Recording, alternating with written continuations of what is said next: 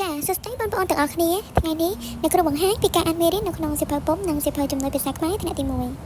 មេរៀនទី15ចេញជាអ្នកអផ្សំស្រៈការស្គាល់តួអក្សរអក្សរអ1 2 3 4 5 6 7 8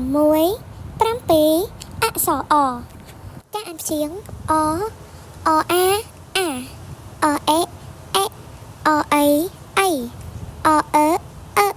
អអឺអឺអអូអូអអូអូអអ៊ូអ៊ូអអាអើអអឺអឺអអៀអៀអអេអេអអែអែអអៃអៃ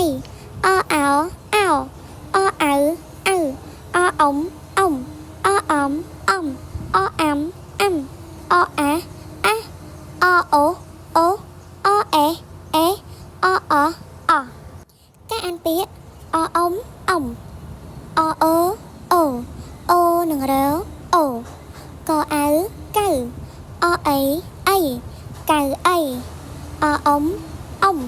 បអបោះអ៊ំបោះអអាអាហអាហាហានឹងរោហា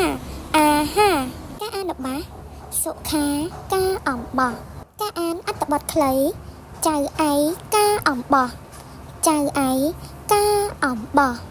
តាអាំសសើចៅអៃចៅអៃអតាអាំហើយចៅអៃឆៃអាហាការបំពេញតួអក្សរដើម្បីបង្កើតរូបភាពពាក្យកៅអីពាក្យអំបោះពាក្យចៅអៃ